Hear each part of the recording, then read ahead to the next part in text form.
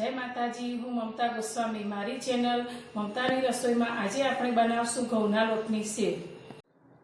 સેવ બનાવવા માટે આપણને જોઈશે 1 વાટકો ઘઉંનો લોટ, 2 થી 3 ચમચી તેલ અને લોટ બાંધવા માટે પાણી। આપણે લઈશું એક કોટનનું કપડું। આ રીતનું કપડું લઈ એક મોટા વાસણમાં બાંધી દેવાનું। પછી આ રીતે ઘઉંનો લોટ લેવાનો અને થોડો થોડો કરી આ લોટ આમ ચાળતા જવાનો।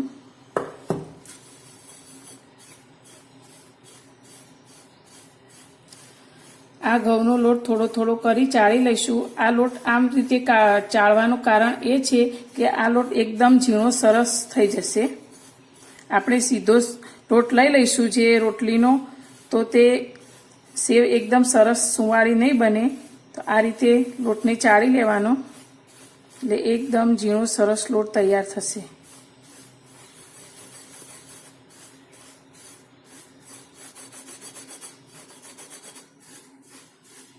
આ રીતનો બધો જ લોટ આપણે ચાળી લઈશું એટલે લોટ એકદમ વ્હાઈટ પણ થઈ જશે।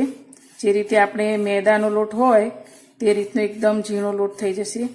આ સેવ બનાવશું ત્યારે આપણને એવું લાગશે કે આપણે મેદાના લોટમાંથી જ બનાવી છે।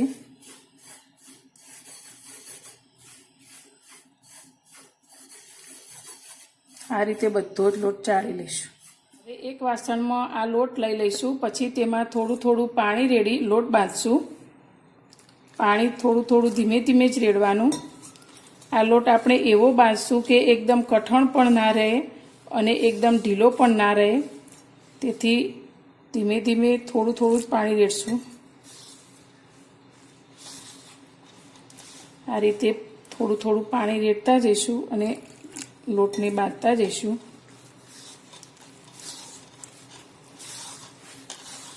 આ લોટને એકદમ સરસ રીતે મસળવાનો જેથી એકદમ સુવાળો અને સરસ બંધાઈ જાય। આ લોટની અંદર આપણે તેલ, મીઠું કે એવું કશું જ નાખવાનું નથી। લોટ બંધાઈ ગયા પછી આપણે તેલનો ઉપયોગ કરશું। આ રીતે આપણે લોટને એકદમ સરસ રીતે મસળી દઈશું। આ લોટ આપણે નવા જે ઘઉં આવે તેનો લીધો છે એટલે થોડો વધુ ચીકાસવાળો લાગશે, પણ આ ચીકાસવાળા લોટથી સેવ એકદમ સરસ સુંવાળી બનશે। થોડું હાથમાં પાણી લઈ આ રીતે લોટને સરસ રીતે ગૂંદળી દઈશું।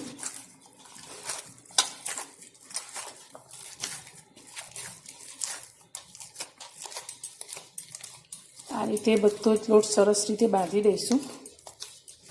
જેટલો લોટ આપણે વધુ ગૂંથશું એટલો લોટ આપણો સરસ સોફ્ટ બનશે અને એની સેવ પણ સરસ બનશે।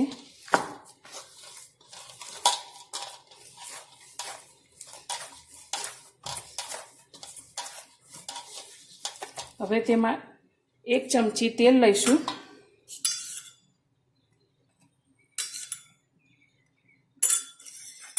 હવે આ લોટને ફરી તેલમાં આપણે સરસ રીતે ગૂંદી દઈશું।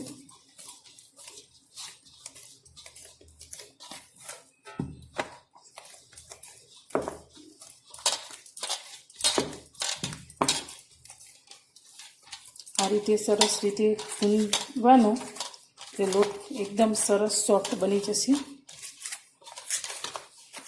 જેટલો લોટ વધુ ગૂંદાશે પહેલાં પાણી સાથે અને પછી તેલ સાથે, એટલો લોટ સરસ બંધાશે। તો આપણો આ લોટ તૈયાર છે। એને 5 મિનિટ માટે ઢોકીને રાખી દઈશું। હવે આપણે એક પિત્તળનું મશીન લઈશું। જે આપણે બેસનની સેવ બનાવી છીએ તેવું આ પિત્તળનું મશીન છે। તેમાં અલગ અલગ પ્રકારની જાળી છે, તો એમાંથી આ ઝીણી અને મોટી આ બંને જાળીને કાઢી લઈશું। અને આ જે વચ્ચેની જાળી છે એ બહુ મોટી પણ નહીં અને બહુ નાની પણ નહીં, તે જાળીને અંદર સેટ કરશું। હવે આ મશીનને આપણે થોડુંક તેલથી ગ્રીસ કરી લઈશું।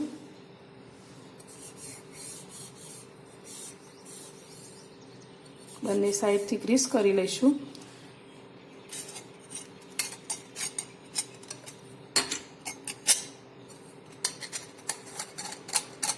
આ રીતે મશીનને નીચેની જાળી ફિટ કરી દઈશું। હવે આપણે જે આ લોટ બાંધીને રાખ્યો હતો તે આ રીતે મશીનમાં મૂકી દઈશું। અને મશીનને બંધ કરી દઈશું। આ રીતે મશીનને બંધ કરી દઈશું। હવે સેવને પાડવા માટે એક ખાટલા ઉપર એક કપડું પાથરી અને રાખ્યું છે, તેના પર આપણે હવે આ સેવ પાડી દઈશું। આ રીતે એક હાથથી મશીનને આપણે પકડશું અને બીજા હાથથી ઉપરથી ફેરવતા જઈશું। આ રીતે બધી સેવ ધીમે ધીમે બહાર નીકળશે, એટલે એક હાથથી આ રીતે ધીમે ધીમે છૂટી પાડશું। સેવ ભેગી ના થઈ જાય એનું ખાસ ધ્યાન રાખવાનું।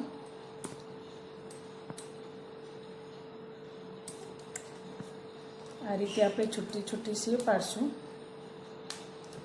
આ ઘઉંની સેવ આપણને બજારમાં પણ મળશે, પરંતુ આપણે જાતે જ ઘરે બનાવશું તો બજારમાંથી લાવવી નહીં પડે અને એકદમ સરસ આપણી સેવ ઘરે જ બની જશે।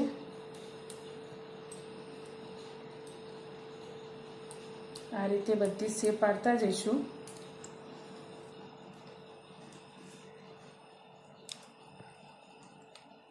પહેલાં આપણા દાદીને આ સેવ જ્યારે બનાવતા ત્યારે તે લાકડાના પાટલા ઉપર બનાવતા, હાથથી વણીને। પણ હવે એવા પાટલા આપણી જોડે હોય નહીં, એટલે આપણે ઘરે આ રીતથી સેવ બનાવી શકીએ। આ રીતે સેવ બધી પાડી લઈશું આપણે।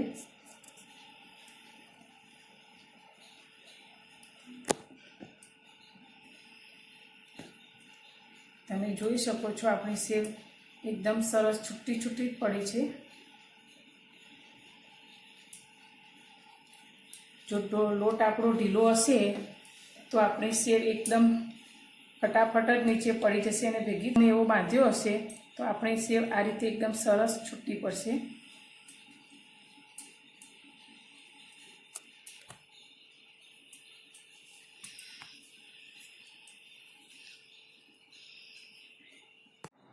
આપણી આ સેવ હવે તૈયાર થઈ ગઈ છે।